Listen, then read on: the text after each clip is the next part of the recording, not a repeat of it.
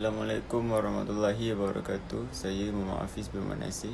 Jadi kumpulan kami ini akan membentangkan tentang qiyas dan juga ijma'. Jadi saya akan mulakan dengan pengertian ijma'.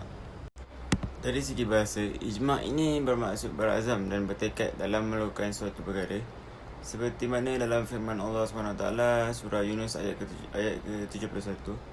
Oleh itu maka tetapkanlah keazaman kamu dalam sekutu-sekutu kamu untuk menjatuhkan aku. Iaitu kita dapat lihat bahawa seperti mana firman Allah tadi, ia menyebut tentang keazaman dari segi istilah fuqaha dan juga daripada ulama-ulama usul. Ijma' ini diiktirafkan sebagai iktifak, iaitu bersependapat ataupun sebelah suara di antara ulama-ulama mujtahidin dan juga para umat Islam pada bila-bila masa selepaslah kewafatan Nabi Muhammad SAW untuk menentukan hukum syara. Jadi wujud beberapa orang pada suatu ketika dahulu yang menimbulkan persoalan kerana iktifak ini, iaitu bersatu atau bersependapat, tidak akan mungkin berlaku kecuali jika semua orang bersetuju ataupun menerima sesuatu pendapat itu dengan semua sekali dengan hati yang terbuka lah. Jadi walaupun ada seorang mujtahid, jadi tidak akan berlaku ijma'. Disebabkan itu tidak ada lagi unsur-unsur ijma' pada zaman Rasulullah SAW, kerana jika ada apa-apa persoalan ataupun pertanyaan, mereka akan rujuk kepada Nabi sendiri, iaitu Nabi Muhammad SAW. Kerana baginda sahaja seorang yang mujtahid dan kepadanya sahaja tempat mereka untuk merujuk hukum hakam. Baik, jadi iktifak ke atas hukum syarak yang telah menjadi persoalan dari seluruh para imam, ulama pada waktu berlakunya persoalan tersebut, tanpa memandang ke atas negara, bangsa, rupa dan juga agamanya. Jadi maka ijma' itu tidak berlaku melainkan dengan iktifak yang meratai seluruh umat Islam ataupun seluruh ulama mujtahidin ketika persoalan itu muncul. Iktifak mujtahidin adalah dalam bentuk masing-masing demi mengemukakan pendapat dengan berterus terang dalam persoalan itu, sama ada dalam bentuk percakapan maupun perbuatan. Jadi iktifak ni mesti datang daripada mujtahidin. Jadi oleh itu iktifak ni adalah sebahagian besarnya daripada kalangan ulama-ulama mujtahidin, yang tidak dikira sebagai qat'iyah, yang mengikat, kerana jadi kebenaran itu berada di satu pihak yang lain dan kesalahan itu ada menjadi ke satu pihak yang lain. Assalamualaikum warahmatullahi wabarakatuh. Nama saya Aini Balkis binti Azmi. Nombor cerit saya di 183111447. Okey, hari ini saya akan menerangkan tentang ijma' dalam pandangan syariat Islam. Okey, ijma' berada pada tahap 3 sumber pandangan Islam. Okey, sebagai mereka tidak ambil kira pun dalam perbezaan pendapat yang terdiri dari Mu'tazilah, Syiah, Imamiyah, Khawarij, di mana mereka berpendapatan ijma' tak terjadinya hujah daripada yang saya sebut tadi, iaitu Mu'tazilah, Syiah, Imamiyah, Khawarij. Okey, dan seterusnya, dan sesiapa yang menentang ajaran Rasulullah dan sesudah nyata kepada dia kebenaran petunjuk yang dibawanya, dan dia pula mengikut jalan yang lain dari jalan-jalan orang yang beriman, kami akui memberikannya kuasa untuk melakukan kesesatan yang dipilihnya, dan pada hari akhirat kelak kami akan memasukkannya ke dalam neraka jahanam. Neraka jahanam itu adalah seburuk-buruk tempat kembali. An-Nisa ayat 115. Okey. Dekat sini apa yang diterangkan dekat sini, okey. Sesiapa yang dia menentang ajaran Rasulullah SAW kita, okey, sudah pastinya dia akan dicampakkan ke dalam api neraka. Okey, sebab Nabi Muhammad adalah ajaran yang benar dan ajaran yang, iaitu Nabi yang terakhir. Bila Nabi yang terakhir, sudah pastinya dia adalah ajaran yang betul, dan kita patut dan wajib percaya dengan setiap ajaran Nabi Muhammad SAW. suatu sabda Rasulullah. Baginda Rasulullah SAW bersabda, sesungguhnya Allah sebagai SAW tidak akan menghimpun umatku melainkan di atas petunjuk. Yang kedua pula, sesungguhnya umatku tidak berhimpun di atas kesesatan.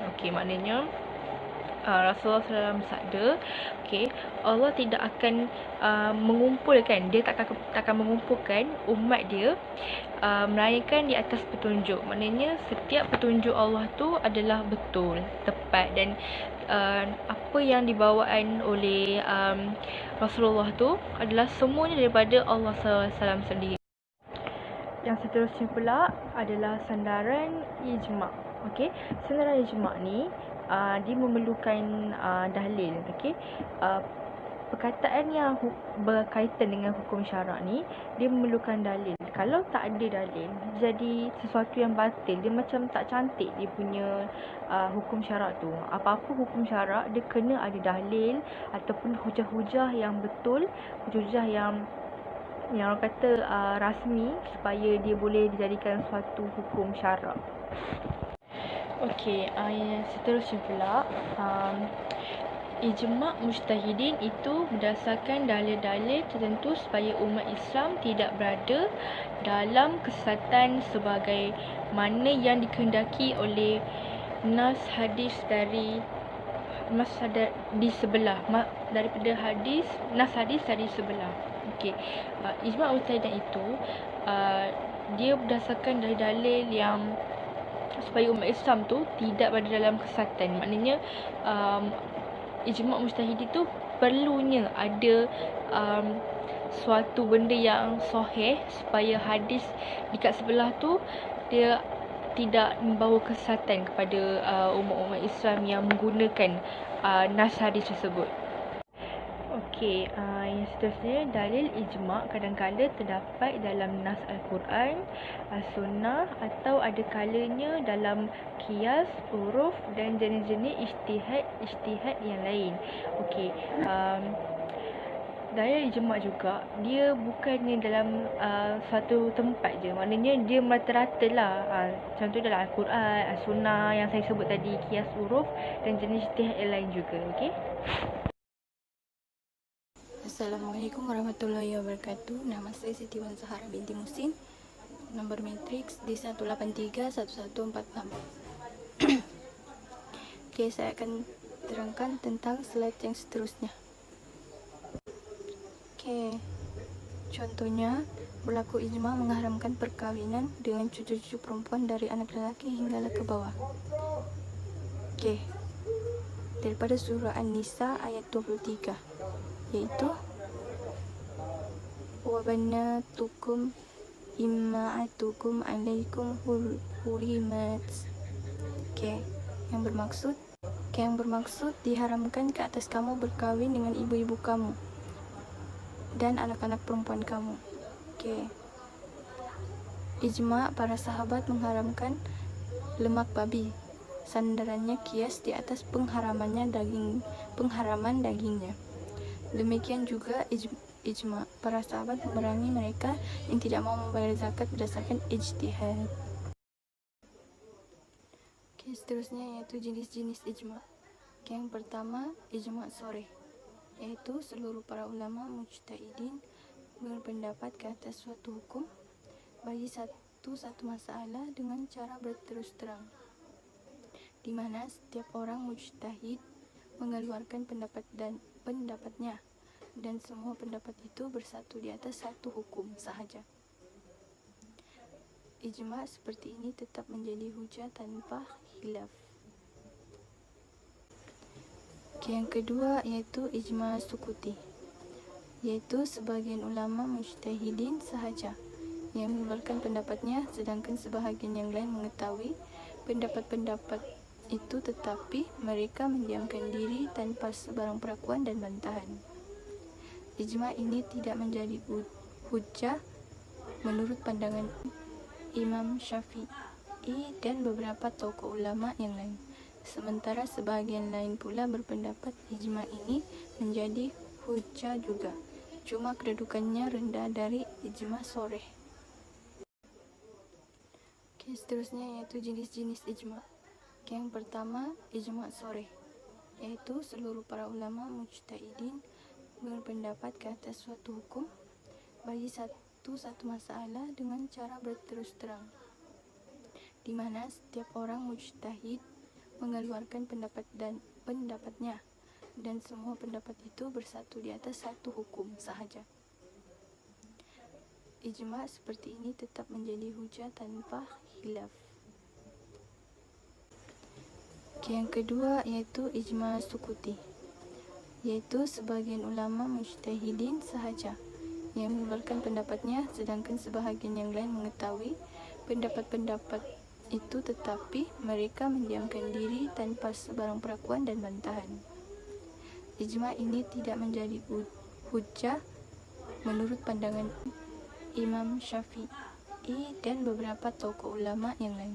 Sementara sebahagian lain pula berpendapat ijma' ini menjadi hujah juga, cuma kedudukannya rendah dari ijma' soreh. Bismillahirrahmanirrahim. Assalamualaikum warahmatullahi wabarakatuh. Nama saya Nur Atika binti Anwar. Nombor kad matrik D183-11474. Okey, saya akan meneruskan perbantangan. Okey, kepentingan ijma'. Yang pertama, ijma' ini adalah sumber fiqh yang diperakui kesahihannya dan wajib diterima. Okey, seperti mana yang kita tahu, ijma' ini merupakan sumber hukum yang ketiga. Yang pertama Al-Quran, yang kedua As-Sunnah, yang ketiga ijma'. Okey, ijma' ni hanya berlaku selepas wafatnya Rasulullah. So, kita wajib terima ijma' ni. Okey, yang kedua adalah melalui proses ijma' dapat ditentukan hukum-hukum syarak bagi permasalahan-permasalahan baru pada zaman ni. Okey, kita tahu proses ni tak dapat dijalankan sebab masa sekarang ni dah ramai dah para ulama bertebar di merata tempat. So, dengan penubuhan majma' fiqh iaitu akademi fiqh, dia boleh menghimpunkan seluruh ulama mujtahidin dari seluruh dunia Islam. Akademi ini perlu mempunyai pembantu tetap dan pelbagai segala kemudahan yang diperlukan bagi menjalankan operasi ijma'. Okay, segala masalah yang baru muncul dan peristiwa yang berlaku hendaklah dikemukakan kepada akademi ini untuk dikaji dan diberi jawapan hukum dan seterusnya disebarkan hukum-hukum tu ke dalam jurnal atau kitab-kitab supaya dapat dibaca oleh orang ramai. Malah yang lebih penting lagi, para ilmuwan Islam iaitu ulama boleh melahirkan pandangan mereka tentang hukum-hukum tersebut. Apabila semua pendapat yang dikemukakan itu dipersetujui terhadap suatu hukum, maka berlakulah ijma'. Okay, seterusnya kita pergi kepada definisi qiyas. Qiyas dari segi bahasa ialah takdir dan musawah, iaitu mengukur dan menyamakannya antara dua perkara ataupun maksud yang lain membandingkan. Dari segi istilah pula, menetapkan hukum suatu peristiwa baharu yang tidak ada dalil dengan cara membandingkannya atau menyamakannya dengan suatu kejadian yang telah ditetapkan hukumnya dalam dalil kerana ada persamaan ilah, iaitu persamaan hukum antara kedua peristiwa tersebut. Okey, contoh qiyas, kita nak tahu hukum minum air daun ketum. Lepas tu kita rujuk Al-Quran dan hadis, tak ada dalil yang menyebut tentang hukum minum air daun ketum secara khusus. Okay, sifat air daun ketum yang diproses hingga memabukkan menjadi penunjuk bahawa hukum air daun ketum boleh disamakan dengan hukum arak yang disebut dalam Al-Quran dan hadis. Allah telah mengharamkan arak iaitu khamar melalui dalil ayat Al-Quran dalam surah Al-Ma'idah ayat 90 di atas ilah iaitu sebab hukum pengharamannya, iaitu kerana arak memabukkan dan boleh menghilangkan akal.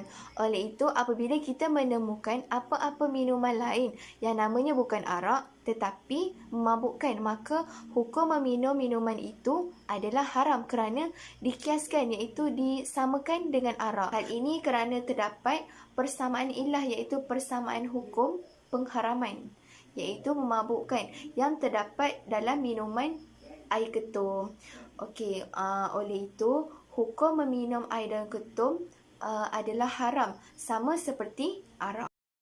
Okey, seterusnya kita sambung lagi kepada rukun qiyas. Rukun kias ada 4. Yang pertama, al-aslu iaitu subjek asal yang dinaskan, iaitu suatu perkara yang mempunyai dalil dalam Al-Quran atau sunnah yang dijadikan subjek asal untuk dikiaskan sesuatu perkara baru kepadanya. Hukum al-aslu iaitu hukum subjek asal, maksudnya adalah hukum syarak kepada subjek asal yang mempunyai dalil dalam Al-Quran atau sunnah untuk dikiaskan dalam sesuatu perkara baru. Yang ketiga pula, al-far'u iaitu subjek baharu. Maksudnya suatu perkara baharu yang tidak ada dalil dalam Al-Quran ataupun sunnah. Yang keempat, ilah iaitu rasional hukum. Maksudnya suatu sifat yang terdapat pada asal yang menjadi sebab kepada suatu hukum bagi subjek asal iaitu al-aslu. Okey, contohnya kita ambil contoh tadi iaitu air daun ketum. Okey, air daun ketum yang memabukkan ini merupakan al-aslu, subjek asal. Adalah arak yang punyai dalil daripada Al-Quran, surah Al-Maidah ayat 90. Hukum al-aslu ni, hukum subjek asal adalah haram. Al-far'u ni, subjek hukum adalah unsur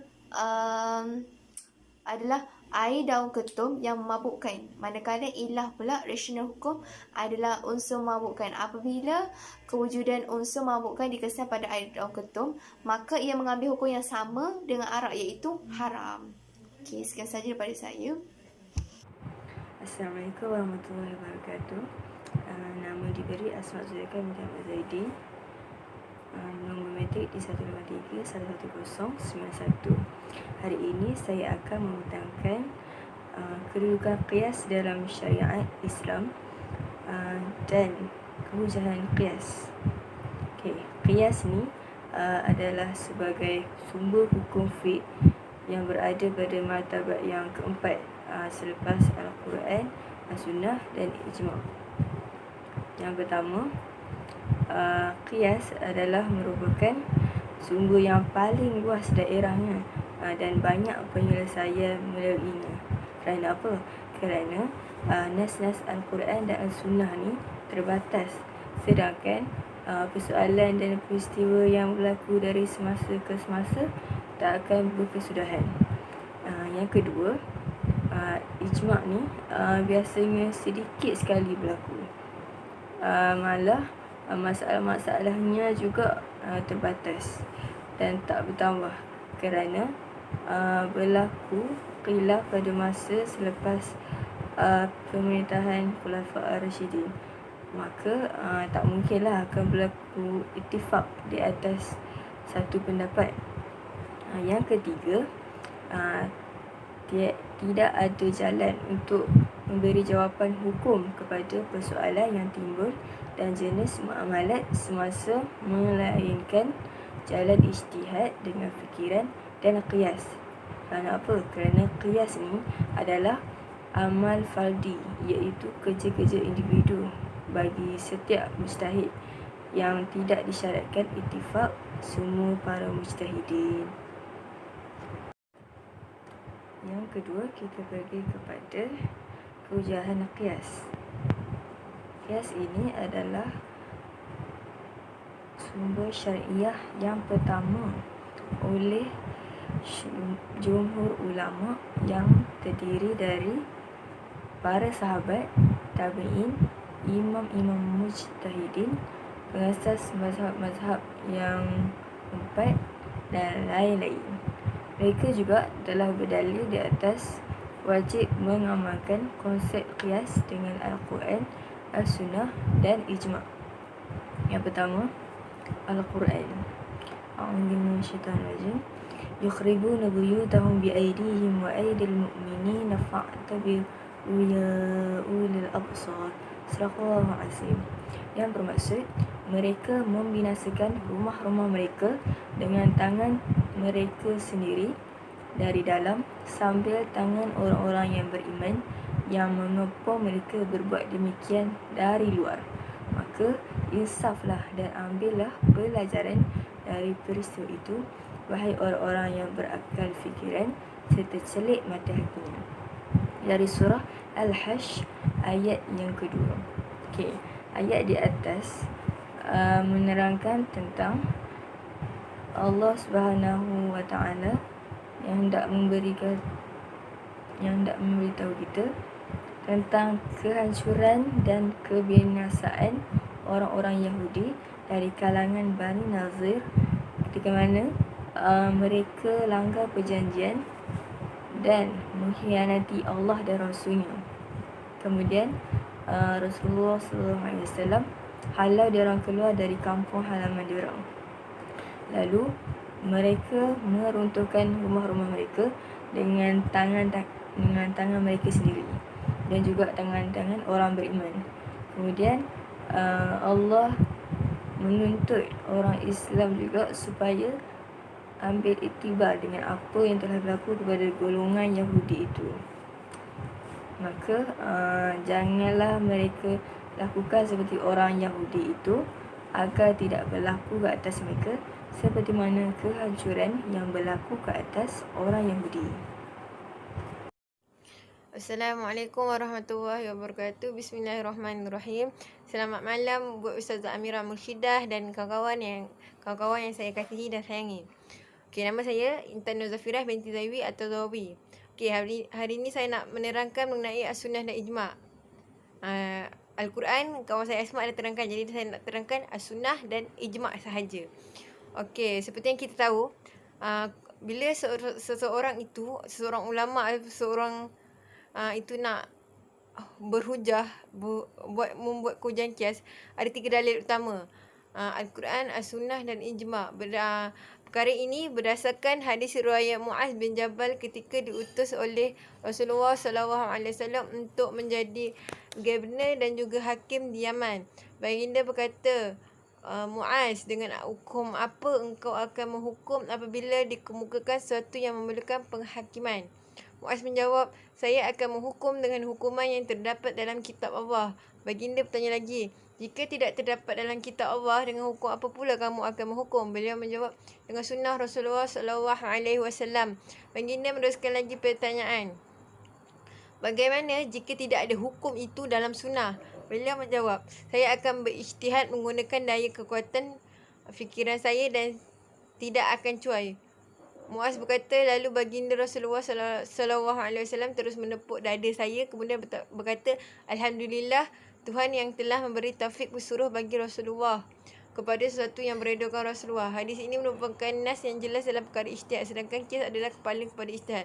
Okey, jadi kita nampak kat sini, hadis ni nak cakap, bila seorang tu nak buat satu hukum, dia kena ambil, pertama dia kena cari dulu dalam Al-Quran. Kalau tak ada Al-Quran, kalau tak ada, sekiranya tak ada dalam Al-Quran, baru kita cari dalam As-Sunnah.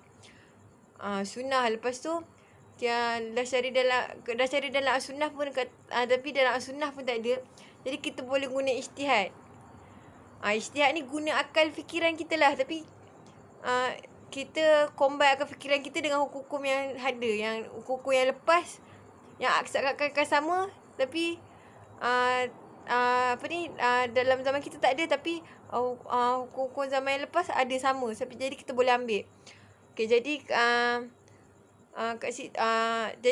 kalau nak berijtihad tu kita kena adalah, tak bolehlah tipu ikut akal logik sendiri, tak bincang, tak bolehlah, kita kena adil dan kita tidak cuai.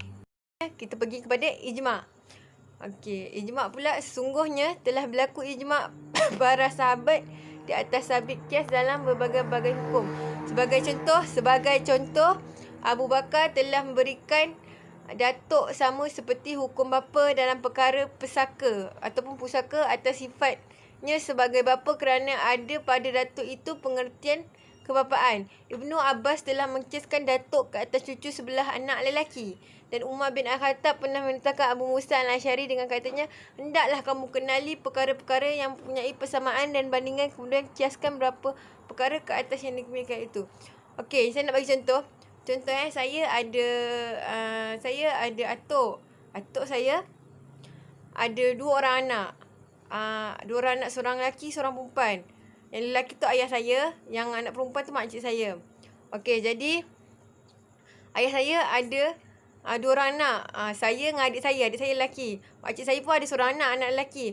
Andai kata adik saya dan ayah saya meninggal, atuk saya akan dapat harta lah, bagian harta pusaka seperti mana seorang ayah berhak dapat harta anak dia bila anak meninggal. Macam tu juga atuk, sebab Abu Bakar kata datuk tu dia ayah juga, dia ada sifat kebapaan, dia ada sifat seorang ayah. Tapi seandainya anak makcik saya mati dan makcik saya mati, atuk saya tak dapat apa-apa ataupun tak dapat sama seperti kalau adik dan ayah saya meninggal. Sebab Ibn Abbas kat sini dia hanya kiaskan cucu lelaki sebelah anak lelaki. Okey, itu saja daripada saya. Yang buruk datang daripada saya, yang baik itu semua datang daripada Allah. Wabillahi taufiq wal hidayah. Wassalamualaikum warahmatullahi wabarakatuh.